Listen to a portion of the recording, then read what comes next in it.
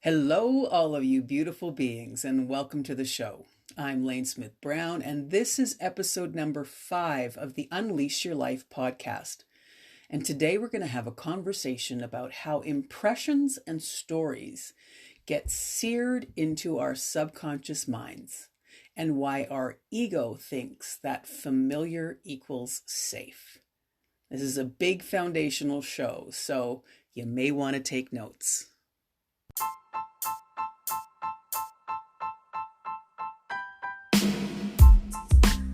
This is the Unleash Your Life podcast, where you're going to learn what your power leaks are, and more importantly, how to plug them. I'm your host, Lane Smith Brown. I'm a best-selling author and the founder and coach over at lanesmithbrown.com. And over the last 20 years, I've been guiding people back to their truest selves. You see, most of us are caught in our stories, so we stay trapped. I call those stories power leaks. And when we understand how those power leaks are playing out in our life, we can make a choice to step back into our power. If you're interested in learning more, you can pop over to lanesmithbrown.com. But for now, kick back with a cup of coffee, a glass of wine, or a bag of Doritos, and let's talk about getting what's in the way out of the way through the lens of simple, practical, and easy to understand tools and insights that will make a powerful impact on your life starting today. I trust you'll stick around because I'd certainly love the company.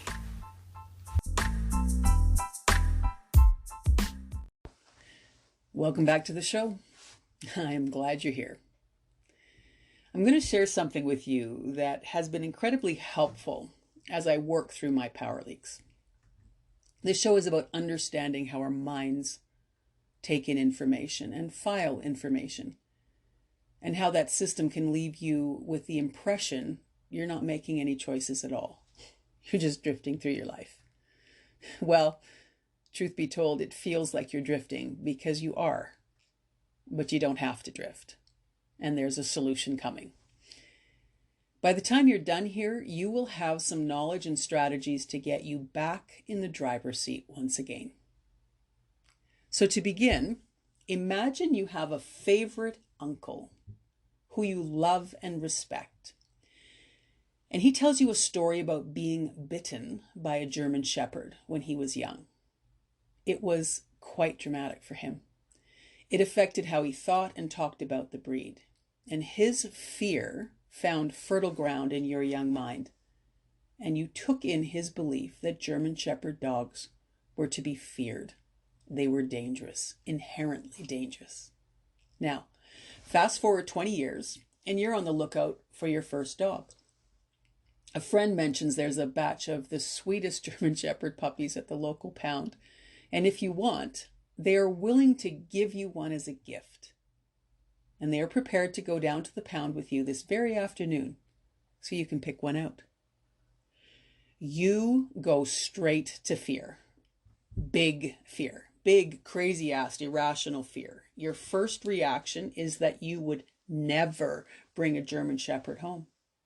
The breed is not safe. You'd be constantly on edge, fearing the breed's unpredictability. Now, you can stay in that feeling, or you can explore it. Is it true that all German Shepherds are dangerous? Can you think of any instance where that is not true? Can you find examples of friendly German Shepherds in the world? Have you seen examples of well-trained German Shepherds?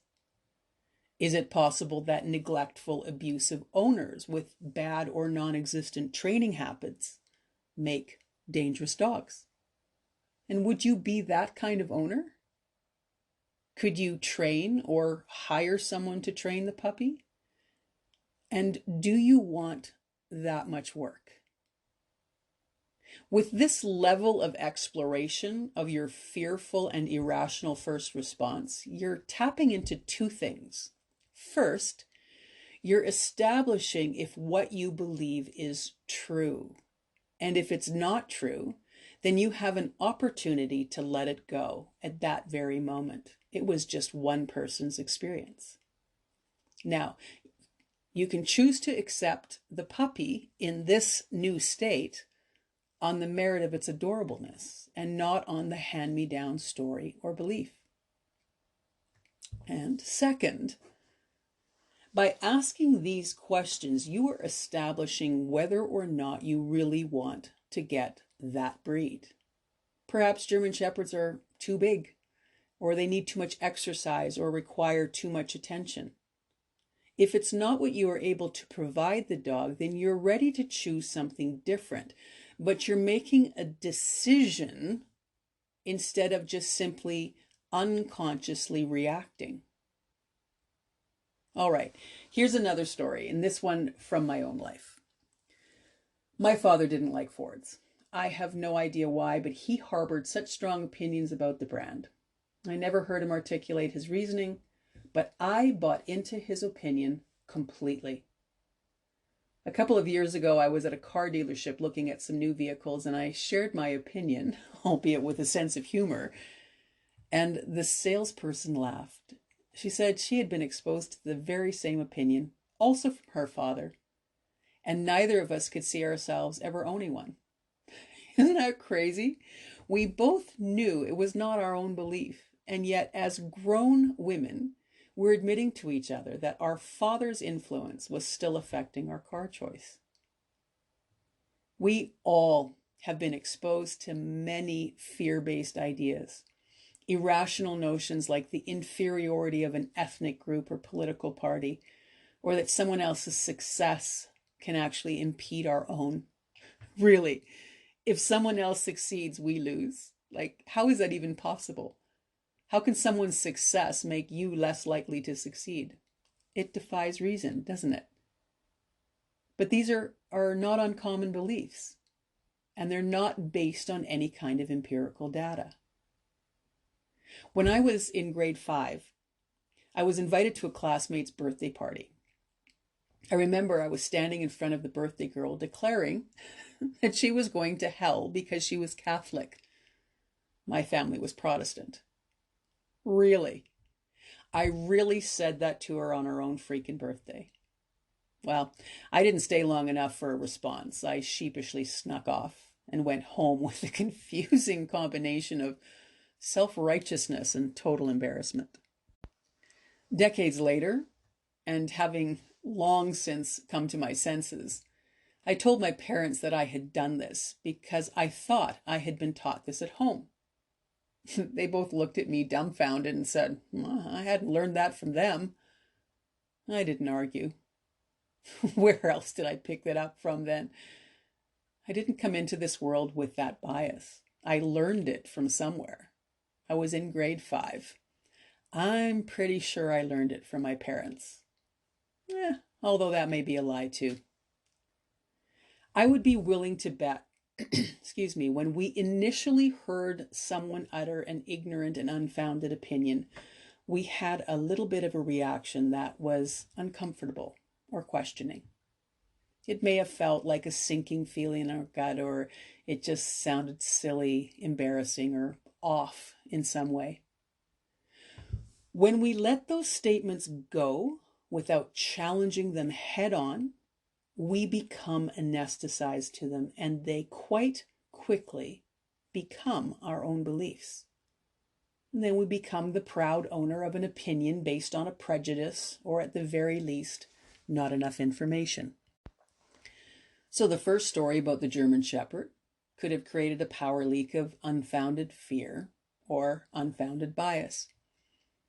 The Ford story could be a power leak of bias or prejudice, and my unthoughtful words to Karen at her birthday party could fall into a power leak of judgment, arrogance, or spiritual superiority, all of which can be transformed into something much more wonderful as we focus on turning up our intuition by embracing our authentic power.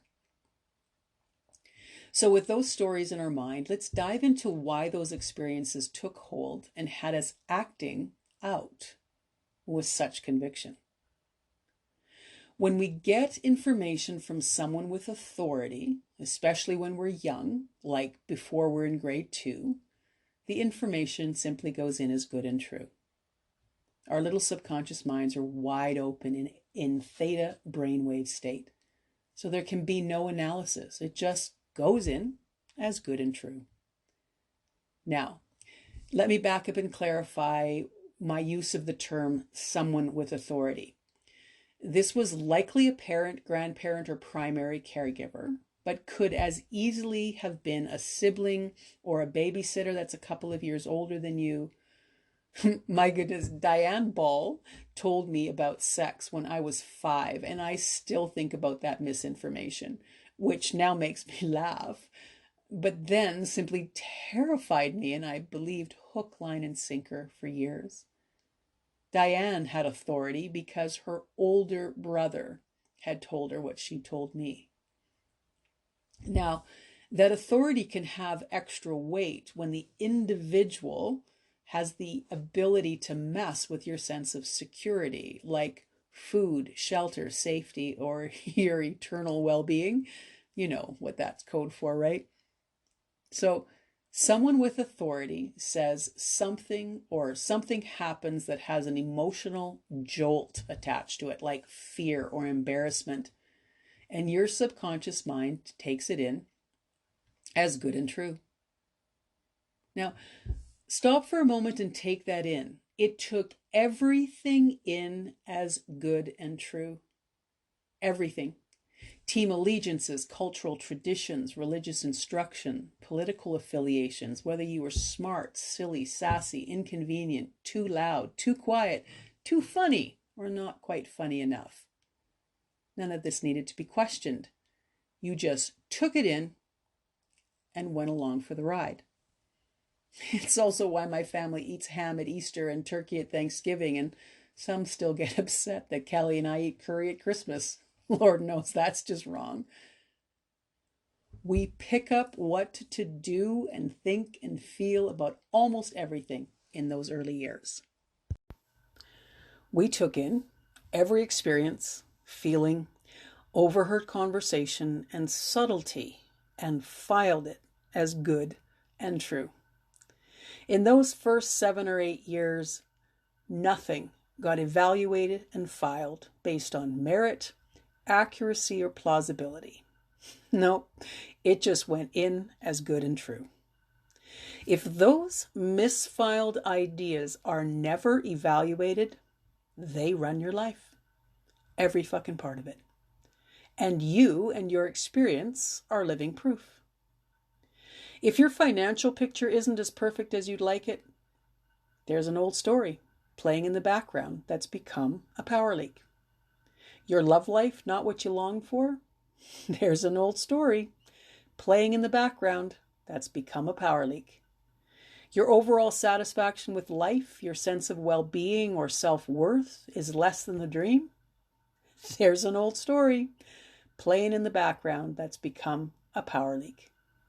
So, you have a subconscious full of unchallenged beliefs, and they're running the show.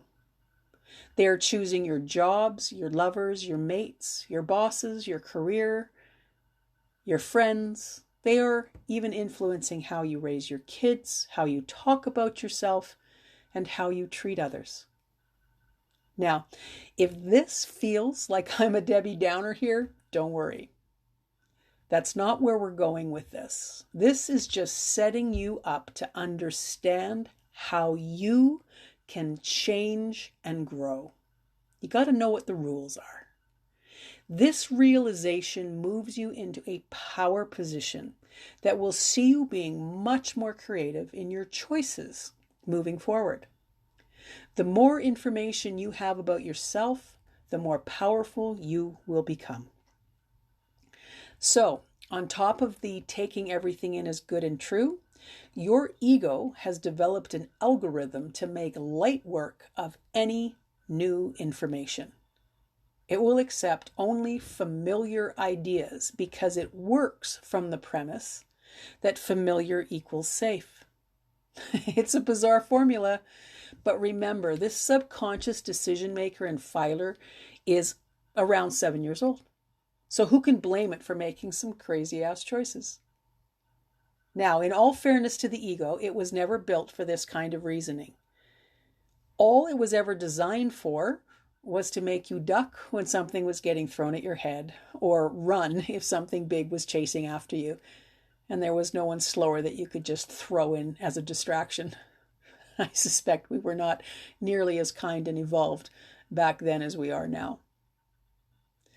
So as you do the work of uncovering the misfiled information and discover that much of it is untrue and inaccurate, your ego will panic.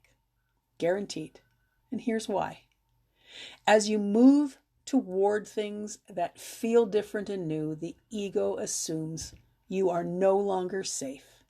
It then helps you do things to thwart your efforts on an unconscious level. So you end up back in the same familiar place as before, and then you blame it on God, your bad luck, the unfairness or randomness of life, the universe, your ancestors, or maybe even your family curse if you're lucky enough to have one of those. And the ego is very, very clever, so you don't even see it coming. It says things like, tomorrow would be a better day to start. This is really hard. In fact, it's too hard, too much work. This is going to cost you friendships. Look, if you watched TV for a while and did the work later, it would be totally okay. Do you know what your ego throws at you to keep things in the familiar, to keep you from committing to changing areas of your life? Now, if that wasn't unhelpful enough, those two things, in its desire to keep you feeling safe, it actually directs towards things that will keep you in a familiar feeling. So it moves you energetically by the things it's saying to you in your mind towards repeating your experience. Now, this deserves a show of its own, and I'm going to give you a quick example from my life. We'll go into this baby in more detail in the coming episodes, but just so you get what I'm talking about, you might already be able to attach this or connect this to your life and your experience in some way. I told my missing bedroom story in a previous podcast and pointed out that one of the searing emotions that experience left in me was a feeling of unworthiness. And that belief in my unworthiness met me in love, career, financial security, and friendships, as I sabotaged the shit out of everything until I finally saw what I was doing. I was making decisions based on a lie that I was believing about myself. Can you see how this could be true for you? Now, that was a lot of info to take in, so let me capture some highlights for you. You got some examples of how beliefs get planted, like how terrifying German Shepherd puppies can be. You learned that these unexamined reactions can turn into power leaks and take you away from your authentic power. You also got some questions you could modify to plug a power leak. And you now understand that your subconscious initially took in everything as good and true. And you're now understanding that your overworked ego, to get through its day, has developed a simple strategy to keep you safe by moving you towards familiar situations that keep you feeling the same way. And that keeps you playing small. All of that ends today, if you want. You're on a new path with new information, and we're going in a new direction. And that is going to expand your life experience in any direction you want to go. Can I get a hell yes? Well, I may have opened a big can of worms for you here, but we're going to move through all of this stuff in coming episodes. So meet me back here and we'll continue on this journey, okay? Thanks for being here. Thanks for listening. Thanks for wanting to be more love and light in the world. And remember, there are additional resources on the Weird Hummingbirds website if you want more guidance and support. I love you all. See you next time.